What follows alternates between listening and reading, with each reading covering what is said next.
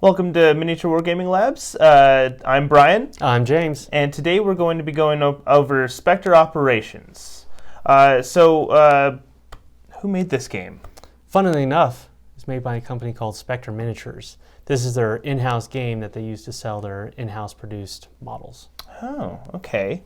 What is this game? What is the theme of it? I have not picked this book up. So you'll notice that since around 2008, we've really been dividing up the miniature gaming world into modern warfare, which we're all familiar with, post-World War II to present day. But recently, there's this idea of ultra-modern warfare. And that's what Spectre Operations really tries to capture, is that feel of the post-2011, post-killing of Osama bin Laden, so ODAR 30, trying to get that feel of the hyper-elite Delta Force Navy SEAL team. Okay. We have a book, if you want to show everybody. Is this other than miniatures, what else do you need to play this game? So you'll need the book, and you have to get the physical copy. They don't sell a PDF copy, and they have no intentions to sell a PDF copy. I think right now they've finally picked up a US distributor to sell the book. And they're on the second edition. So if you go on eBay, make sure you buy the second edition version, not the first edition version. Unless you want an outdated book. If you like first edition for some reason, you want to get back retro 2 years ago,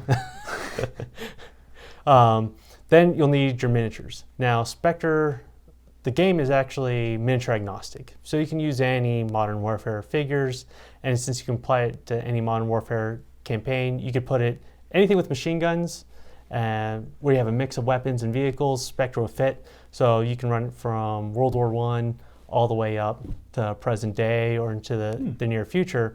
So that gives you a lot of range on the miniatures. But Spectre does sell some, and they're a pretty affordable price. But once again, it's that shipping from the UK that's going to be the issue. You'll need D6s, so 6-sided dice. So if you've got your old Yahtzee board or Monopoly, you steal the dice from there, you're ready to go. They do sell markers for the game, but you could just use coins, washers. We've discussed that issue. Simple markers. things. Anything you use to indicate the board state of the game, be fine. And then you'll need your playing surface. And since Spectre is designed to be a squad-based skirmish game, they pretty much intended to do it by a 2x2 up to a 4x4. Okay. So that's the playing surface you need. So it's a smaller skirmish game. Yes. This one straddles the line between the squad-based skirmish game and the individual model-based skirmish game. Now, is this 25, 28, 15, So their 6? their models are basically scaled for 28 millimeters, and so you could see that's where they intended to go, but they said you could play any scale you want, but they don't have a rules adapter for saying, well, if you play 15 millimeters, change this measurement to this measurement. Okay. So they really pretty much intended 28 millimeters out there. All right. So who should play this game? So right now, ultra modern warfare is super hot this season. It is very. So, and I think Spectre did an excellent job, because we've seen where there's this desire to replicate that Dark 30, the Hollywood version of the guys in green goggles and black suits, shooting at bad guys in tunnels with their little dog. So there's rules for a dog. If you wanted a dog to chase down a terrorist, you can do that in this game. But it's also a simple game that can get crunchier if you want it to. So what I like about it is that there was a time when I was growing up where you could buy a rule book and there were beginner rules, intermediate rules, and advanced rules. Certain game companies destroyed that model and just said, here are the rules. Here are the rules. So if you wanted to teach yourself to play, you kind of had to pick your rules and slowly work your way through. This game has the standard rules and advanced rules. And it also gives lovely examples. So it has examples in it. And probably one of my favorite sections is that they actually go through and show you, what does a miniature look like? What do dice look like? So they show you pictures of 6-sided dice so you don't get confused, and then they show you how to measure a model to properly move it. So no floating, if you know what So they say, and they offer you 3 pictures of ways to move the model, and they have X's over the ways that are wrong. I like that. Games need this. because I mean, especially if you're just getting into games, maybe you don't know what a D6 is. It's good to go over what these common words are that we use as gamers. We use every single day with every single game. That some people that are trying to get into it, it's a barrier to learn that vernacular. Yeah, so they have. If you just want to play a game and you're a beginner, this rule book can accommodate you. But if you want to play a game and you want helicopters and drug dealers and you got to put a black bag over a guy's head and get him back to the exfiltration point, this game has the advanced rules to handle you there. So I think they really did a good job putting together a tight rule set to apply to pretty much any era of modern warfighting to the level of complexity that you want. Awesome. So how do the game mechanics work? So this is pretty traditional. It's a simple, you have an initiative phase, a command phase, a move or tactical action phase, and then the combat phase. It's an I go, you go. Okay. So you do your cycle, they do their cycle. Wash, rinse, repeat. Makes it pretty simple there. All right. So what are the unique features? So you said this is your basic kind of game, but what brings it out? So what I like about this game is the way they classify models. They have 5 levels from untrained up to Tier 1 Delta Force operator, so elites. And each one of those 5 from untrained, militia, trained, professional, elite has different rules for how they act in the game. Okay. And you can mix them. So we've talked about other historical war games of where it's basically your professional soldiers versus their professional soldiers. What if you wanted a situation of where it was your Green Beret surrounded by 8 Hmong villagers in the highlands of Vietnam versus some semi-professional NVA? This rule set will accommodate any mix of those models, any way you want to go with that. So it allows you a flexibility that you don't see in a lot of miniature games.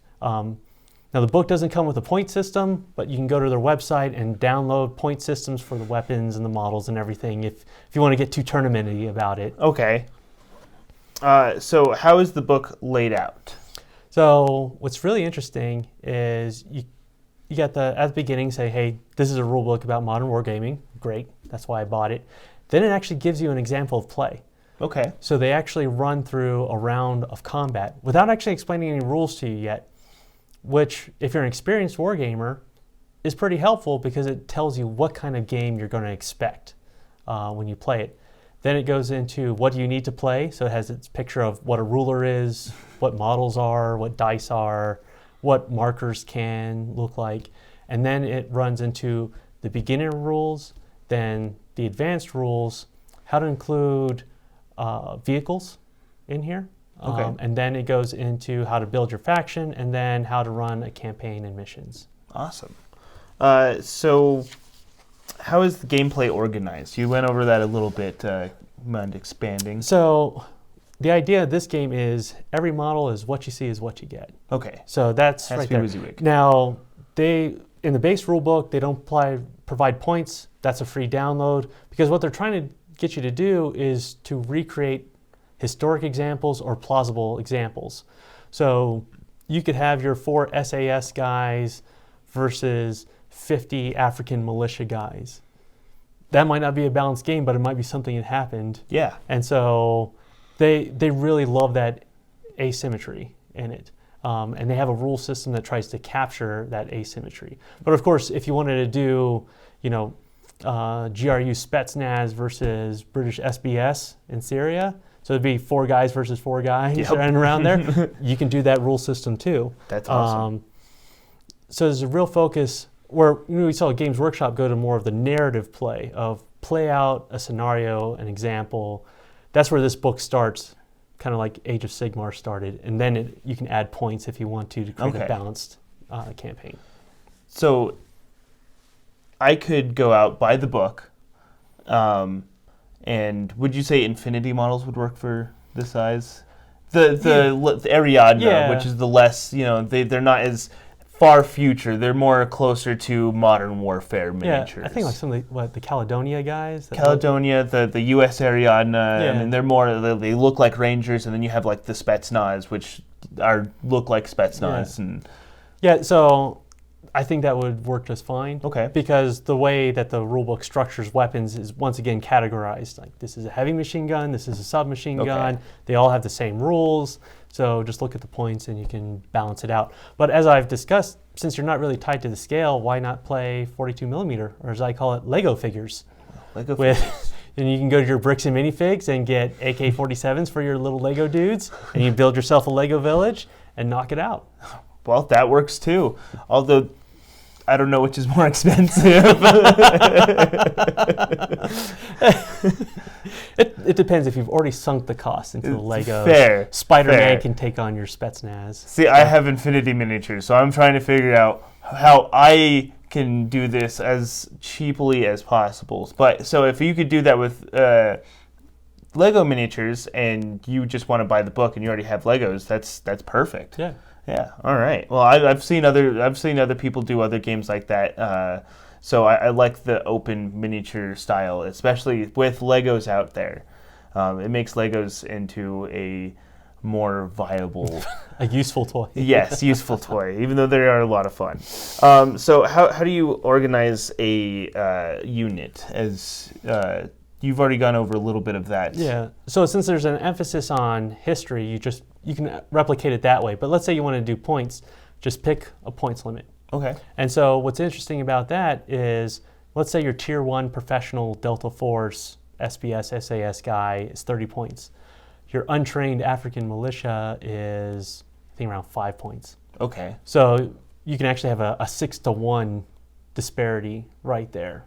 So you got to decide how do you want to spend your points, knowing what kind of campaign or scenario you and your friend or enemy have decided to put up against there. All right. So speaking of campaign, that means there's a campaign system, right? Yeah, it's a very loose notion of a campaign system. Things like a page or two, and then they give you a couple, once again, not hard and fast scenarios, but a loose structure of idea. That's probably like the most hippy-dippy loose section of this book, is the campaign and the scenario section. Because what they want you to do is just recreate historic scenarios or real-world scenarios going on right now. Like the book is filled with examples of like Boko Haram in Nigeria or Lord's Resistance Army out there. Okay, that makes sense. So you just told us what scenarios are included. It's a loose gathering of how you would set up something. Now, like that. What's interesting about that is that there's actually 2 tables that you can roll on. So you can actually roll for mission and roll for environment. Okay. So that's pretty interesting. Yeah, I like that. But every side knows what's going to go on in that environment. So you can say, I want an urban environment, kill capture mission, or I want a rural environment, hostage rescue mission. So, but there is a randomness to that. So it does prevent you from optimizing your force for a specific type of mission. Which I like. Well, like Kill Team Arena. Well, I know I'm going to be in a tunnel complex, so I'm going to want this. It's like I can be in any situation, so I got to create a balanced force. Cool. So what is this game missing? I think one of my big pet peeves with ultramodern wargaming is electronic warfare. So how do you manage the RF spectrum in a modern environment? That is actually kind of a big deal, but it's something that gets passed by in a lot of rule books out there. So I know a lot of people say, electronic warfare. But I mean, technically that's where IEDs fall into. So can you jam an IED? So they got rules for booby traps, minefields, IEDs. Wish they had some rules for like electronic warfare to jam someone's communications or jam IEDs, put a debuff that potential attack. Okay. Or blind someone with green lasers. You can do that. Sweet. So where do you hope this game goes in the future? So one thing they've done is you can get free on download is an African campaign. Oh, sweet. So you can download that free. So that tells me, well, why not other battlefields? So the focus on Africa is in a modern warfighting sense. Well, that's pretty interesting. Not a lot of people do that. But I mean, there's Latin America, Southeast Asia. There's really small conflicts of where the small elite operator reigns supreme. So I'd like to see more books push into that area. And even when they do it, they kind of do like the A-team made-up countries. Of course. So we're going to up to this South American country ruled by dictators. Like, okay, well, got to narrow it down a little bit. All right, so why should I play this game? So I started thinking about, it's like, well, what could I do with this rule set? And so I've been playing around with World War II and modern wargaming about getting into those. And I've also thought about World War I wargaming. But it's like, you know what? This rule book could handle all those time periods. And not only could it do that, Miniature Studios makes A-Team. So if I want to assemble my A-Team in Spectre Operations miniatures and then get a whole bunch of miniatures of evil loggers out there and they're going to battle the evil loggers to get their truck supplies through, this thing is built for that. All right. If I want, Spencer for Hire and Hawk take on the drug dealers, I can do that. So because you're allowed to mix forces, so I can have my Tier 1 Elite A-Team and a couple loggers versus like a horde of 50 loggers armed with only like axe shafts. And yeah, they don't have rules of how to turn a forklift into a tank, but we can work on that. You can come up with something fat. I pity the fool who plays this game. But I think that's what I like. It's for a game that can have so much flexibility in where you can set it and so much fun in where you can tune like television series or real life. Just a really flexible and solid rule book, and it is pretty approachable for a lot of these skirmish games. It's probably a lot tighter written than the Kill Team rule book. Okay, I like that. I like hearing that. So why shouldn't I play this game? So it is a simple game to get into. It is not the most stripped down game. So there is going to be a learning curve. Okay. So you've got to be excited to get into it. So Contact Front is simple. Space Marine Adventures board game is simple. Combat Arena is simple. This game is like a little step above, a little bit crunchier than those. So if you're the kid who shows up and says, "Hey, mommy, play this game with me," that's there's going to probably might be a little bit crunchier than your parents might be willing to put into it. So, all right. Well, I think that wraps up our discussion on Spectre Operations. Is there anything you want to add, James? I pity the fool. All right. Let me pity the fool. All right. Well, that's our discussion. Thanks for watching. I'm Brian. I'm James. All right. Have a great one.